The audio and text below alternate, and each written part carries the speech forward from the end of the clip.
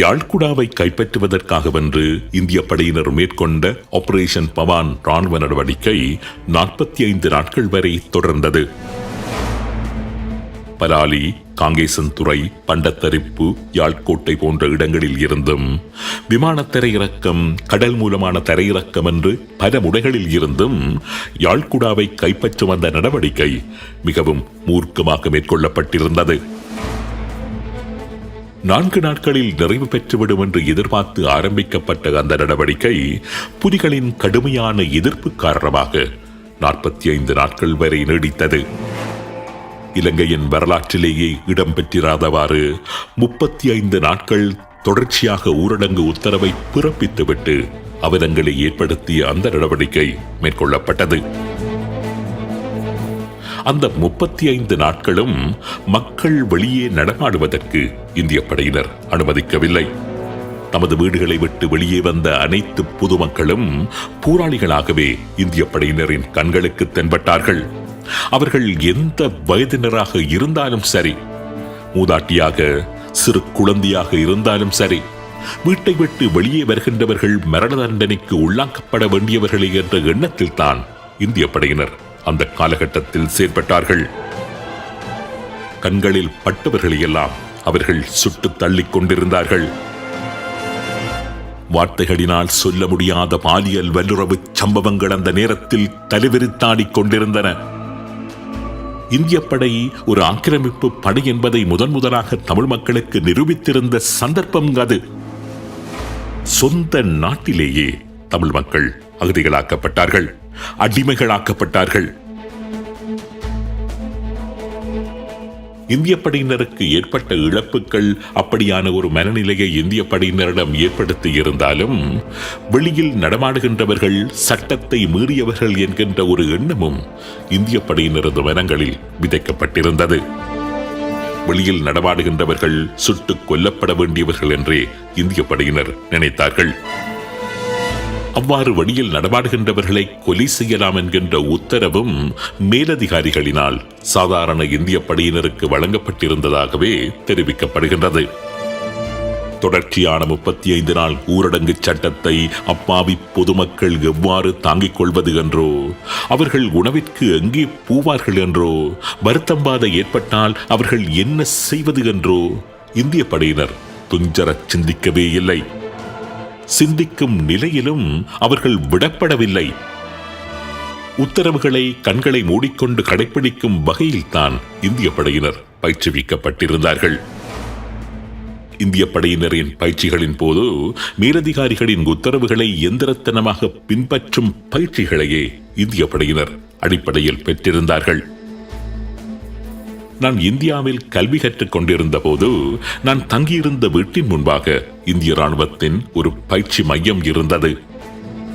இந்திய படையினர் இலங்கைக்கு வருவதற்கு முந்தைய காலம் அது. கடைசியில் இந்திய படையினரே இலங்கைக்கு வந்து ஈழத்தை மீட்டுத் தருவார்கள் என்று இன்னைப் போல அநேகமான ஈழத்தமிழர்கள் நினைத்துக் கொண்டிருந்த காலம் அது. அதனால் இந்திய படையினர் அந்த பயிற்சி மையத்தில் மேற்கொண்டு வருகின்ற நடவடிக்கைகள், அவர்களது சிரிப்புகள், அவர்களது விளையாட்டுகள் அனைத்துமே எங்களுக்கு புலகாங்கிதத்தை ஏற்படுத்துகின்றவைகளாகவே இருந்தன. அங்கு இடம்பெறுகின்ற பயிற்சி நடவடிக்கைகளை நானும் என்னுடன் தங்கியிருந்த மாணவர்கள் சிலரும் ஆவலுடன் அவதானித்து வருவது வழக்கம். பயிற்சியில் ஈடுபடுகின்ற இந்திய ராணுவத்தினர் ஒரு நிலத்தை பண்படுத்தி அழகான பூக்கன்றுகளை நட்டு சிறிது காலம் பராமரிப்பார்கள்.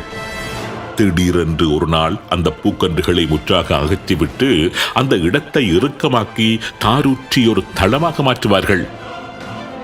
2-3 நாட்களின் பின்னர் மறுபடியும் அந்த தளத்தை உடைத்து பதப்படுத்தி மீண்டும் பூக்கன்றுகளை நடுவார்கள்.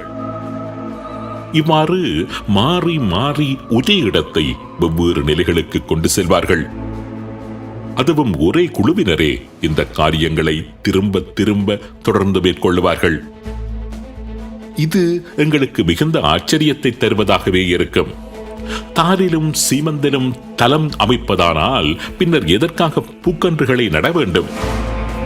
பூக்கன்றுகளை நடுவதானால் இதற்காக தரையை கெட்டியாக்க வேண்டும். இது போன்ற பல கேள்விகள் எங்களிடையே உலா வந்த வண்ணமே இருக்கும். இந்த சந்தேகங்களுக்கு விடை கிடைக்கும் சந்தர்ப்பமும் எங்களுக்கு ஒரு நாள் கிடைத்தது. இந்திய படை வீரர்களை பயிற்றுவிக்கும் அந்த அதிகாரியுடன் கதைக்கும் சந்தர்ப்பம் திடீரென்று எங்களுக்கு ஒரு நாள் கிடைத்த போது அந்த பயிற்சி பற்றிய எங்களுடைய ஆச்சரியங்களை வெளிப்படுத்தி இருந்ததுடன் ஏன் அப்படி நடக்கின்றது என்றும் கேள்வி எழுப்பியிருந்தோம். அதற்கு பதிலளித்த அந்த அதிகாரி, இது ஒரு முக்கியமான ராணுவ பயிற்சி முறை. ராணுவ வீரர்கள் விளைவுகள் பற்றி எதுவுமே யோசிக்க கூடாது. அவர்களுக்கு வழங்கப்படுகின்ற ஆர்டர்களை, அதாவது கட்டளைகளை மட்டுமே கடைப்பிடிக்கின்ற நிலைக்கு தங்களை மாற்றிக்கொள்வதற்கான பயிற்சியே அது.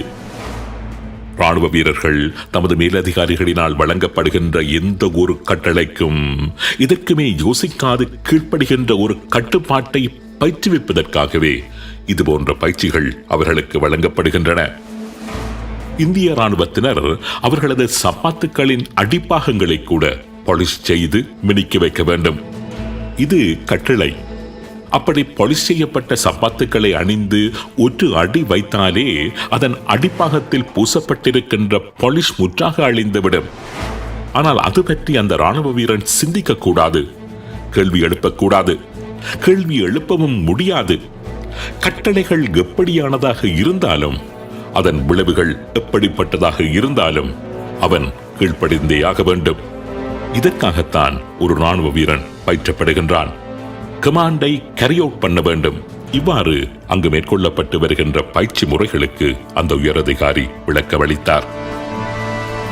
இந்திய சீன யுத்தத்தின் போது மேலிடத்தில் இருந்து சண்டை செய்ய வேண்டாம் என்று கிடைக்கப்பெற்ற ஒரு தவறான உத்தரவுக்கு கீழ்ப்படிந்து நூற்றுக்கணக்கான இந்திய படை வீரர்கள் தங்கள் உயிர்களை மாய்த்துக் கொண்ட நிகழ்வையும் அவர் சுட்டிக்காண்பித்தார். ஆக சாதாரண இந்திய படை வீரர்கள் தமக்கு கிடைக்கும் கட்டளைகளின் அடிப்படையிலேயே எந்த காரியங்களையும் செய்யும் ஒரு தரப்பினர் என்பதில் சந்தேகம் இல்லை. அப்படியானால் 35 நாள் ஊரடங்கு சட்ட காலத்தில் கண்களில் பட்ட பொதுமக்களை எல்லாம் சுட்டு தள்ளும்படியான நடவடிக்கையும் அவர்களுக்கு கிடைக்கப்பெற்ற உத்தரவுகளுக்கு அமையவே நடைபெற்றிருக்கின்றன என்பதிலும் எந்தவித சந்தேகமும் இல்லை. ஈழமண்ணில் இந்திய படையினர் மேற்கொண்ட அனைத்து நடவடிக்கைகளையும் நேரடியாக நெறிப்படுத்திக் கொண்டிருந்தவர் என்கின்ற வகையில் இந்தியாவின் பிரதமர் காரம் சென்ற ராஜீவ்காந்தி அவர்களே ஈழத்தமிழர்கள் மீது இந்திய ஜவான்கள் மேற்கொண்ட அனைத்து கொலைகளுக்கும் பொறுப்பேற்க வேண்டும். ஏனென்றால் இலங்கையில் இந்திய அமைதிகாக்கும் படையினர் மேற்கொண்ட நடவடிக்கைகள் அனைத்தும் அரசியல் ரீதியாக கிடைக்கப்பெற்ற உத்தரவுகளுக்கு அமையவே மேற்கொள்ளப்பட்டதாக லெப்டினன்ட் ஜெனரல் திபீந்தர் சிங் குறிப்பிட்டுள்ளார். இந்திய படைகளின் நடவடிக்கைகள் அனைத்தையும் எந்தெந்த அரசியல்வாதிகள் மூலமாக ராஜீவ்காந்தி நெறிப்படுத்தினார் என்று திபீந்தர் சிங் வெளியிட்டிருந்த குறிப்புகளை அடுத்த அவலங்களின் அத்தியாயங்கள் நிகழ்ச்சியில் விரிவாக பார்க்க இருக்கின்றோம். அது மாத்திரமல்ல, புலிகளின் தலைவர் பிரபாகரனை பேச்சுவார்த்தைக்கு என்று பலாலிக்கு அழைத்து அங்கு வைத்து அவரை சுட்டுக் கொல்லும்படி ராஜீவ்காந்தி பிறப்பித்திருந்த உத்தரவு பற்றியும் கூட நாம் விரிவாக பார்க்க இருக்கின்றோம். அதுவும் இந்திய ராணுவத்தினருக்கும் புலிகளுக்கும் இடையிலான யுத்தம் ஆரம்பமாவதற்கு 25 நாட்களுக்கு முன்னர் பிரபாகரனை சுட்டுக் கொல்லும்படி ராஜீவ்காந்தி 2 தடவைகள் தமக்கு உத்தரவு பிறப்பித்திருந்ததாக இலங்கை வந்த இந்திய ராணுவத்திற்கு தலைமை தாங்கி வந்த மேஜர் ஜெனரல் ஹர்கிரத் சிங் பின்னாட்களில் தெரிவித்திருந்தார்.